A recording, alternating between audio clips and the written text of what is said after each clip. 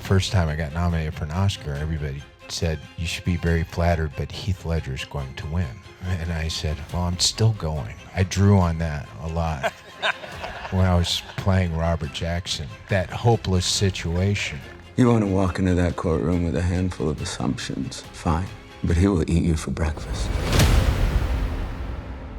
Let's start at the beginning with this one, James. I think we all know, Judgment of Nuremberg, story of the Nuremberg trials. This was a part of that story I didn't know. I would bet most people here didn't know.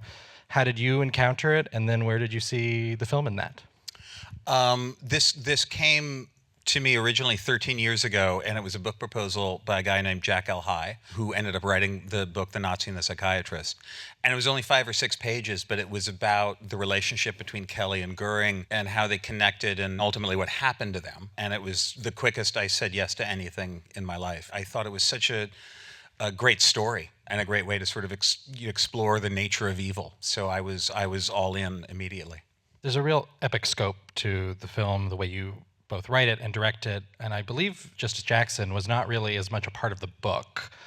So how did you weave that story in, especially such an anchor point of the film? The book was really about Kelly and Goering, and then as I started doing research, I learned about Robert Jackson, who I never learned about in school. It was a subject I thought I knew a lot about, and I realized I didn't know anything about. Robert Jackson was a huge part of that, and everything that he went through, as you saw, to make these trials happen and then putting himself the center of them. It was an experience for me as a writer where I sort of felt like, at first I felt my movie was over here, and then I learned about Robert Jackson, and I went, oh, I think my movie is also over here. And then I learned about Howie Triest, Leo Woodall's character, and I went, oh my God, my movie is also over here, which as a writer is terrifying because adaptation is usually about subtraction. You go, okay, I have a 300-page book and I have 2 hours, so what can I cut, what can I cut, what can I cut?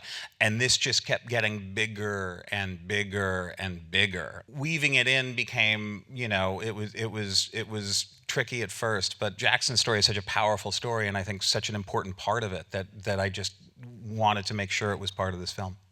Michael, how much did you know about Jackson coming into the movie and what excited you about playing him? Well, I don't think many people really know much about him at all. I mean, I didn't know about him. So I'm always excited to learn more about history, particularly when you're acting in a project. You get to really immerse yourself in an experience. You're not just learning facts or dates. You're actually trying to imagine what it was like to live through that experience and do what the people were trying to do. As little as I know about law and everything that he did, there was something that was quite, I don't know if easy is the right word, but everything he said and did just made a lot of sense to me. It's work. It's, people always say, well, how do you memorize all those lines? And it's like, well, you work. It's work. It's my job. How did that doctor do that surgery? It's their job. They know how to do it. What was tricky was knowing how much pressure was on Jackson not to screw it up. And he's been told repeatedly that he's going to fail. The first time I got nominated for an Oscar, everybody said, you should be very flattered, but Heath Ledger's going to win. And I said, well, I'm still going. I'm still going to go. And then when I got nominated the second time, they said, you should be very flattered, but Mahershala Ali is going to win. I said, there's a chance. There's a slight chance that I might win. I'm not going to give up hope. And so I drew on that a lot when I was playing Robert Jackson, that hopeless situation.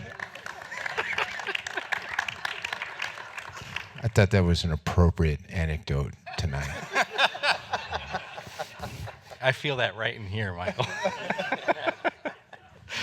For Colin and Mark, can you share a little bit about your own research processes? You're both playing people who were also pivotal to this period. Colin, I know your character wrote a book as well. Yeah, that's true. To be honest, I really just focused on the script, to be quite honest. I really felt that it was very specific as to what Gilbert's role was within the story that we were telling. And I've, have had a couple of go-rounds of, doing things based on people, and sometimes, you can do a whole lot of research that is fascinating and great, but does not help you and can sometimes be a hindrance. And what I wanted to do is make sure that I could service, the script as best we could. So I let everyone else who needed to do that history, wardrobe, hair, makeup, let them all do that work, and then I just showed up and made sure I said Jamie's words as best I could.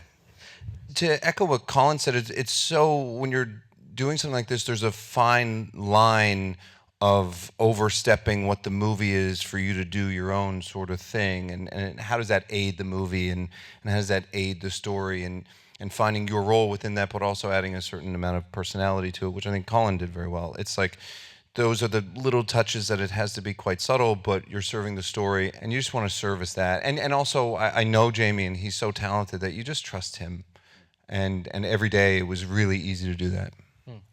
What is it like following Michael around? Terrifying, because he's so talented. No, he's wonderful. I've looked up to him for many years, so it was a joy. To our editor here, as we were saying backstage, it's a lot of movie. I want to kind of start with the Kelly Goring scenes, like where you found sort of the heart of it was, what you were really focused on in drawing out this relationship in the editing room. I mean, it was hard, I think one of those scenes, after they've been watching the concentration camp films, I think we probably cut like 20 versions of that scene. Because as Jamie told me, it's kind of the climax, if not of the movie, of that storyline and the turning point that drives Kelly to do what he does and help out with the child. My first response to that was probably quite restrained, and Jamie said, yeah, great, but it didn't bottle the magic that these guys had created on set. And so we went back again and we looked at all of the outtakes. That cell, there were no removable walls, right? It was like a 4x4. There was a sense of frustration there. So we used all of those pieces, all of the kind of fluffs and resets, and that was a very chaotic version of the scene, but we kind of managed to bottle the energy that these guys had created on set, and that was really the aim of the game with such incredible performances. How do we just stay true to that? We were talking before about really what your starting point with this was, which was even longer than this film, a really expansive. Yes. Yeah. So when I started composing Nuremberg, I mean, I've known Jamie, we've been working together for 21 years or something, so I remember the book, and when he started to look at this story, and it was kind of in the back of my mind for years, and then all of a sudden it was like, here we go, we're shooting it. And I started writing music to his screenplay, just getting an idea, and I realized I was not able to write just music starting at the trials. So I started backing up in time and history, and I backed up musically, and I found myself in 1933. That was my starting point. So I really had to score or write music for the Holocaust up through Nuremberg and slightly afterwards. But really, it's like part 4 of what I'd written. And I said, Jamie, I wrote this. It was like a 4-hour, kind of symphonic. You called me and said I've written about a 3 to 4 hour suite for the movie. I said, Brian, the movie is not that long. Right. Yeah, it's kind of like when writing a character or even acting, trying to imbue it with history that you may not see on screen, but it has a reality that feels just a genuineness. And this was such a responsibility to try to tell something musically that is just one of the pivotal moments in human history that, of course, we're seeing the parallels today, that I really... I had to do this. The one thing Jamie and I talked about, we didn't want to feel safe. That's then, where the music kind of has a style that's then. So that's why I wrote it in a style, although symphonic, that was very kind of like contemporary in a sense, contemporary classical, that felt like it was yesterday because it was yesterday in human history. And I thought that was the thing that I wanted to, try to accomplish. And so hopefully that is what people took with them. Yeah. Thank you all for coming out tonight. Thank you so much. Thanks for coming.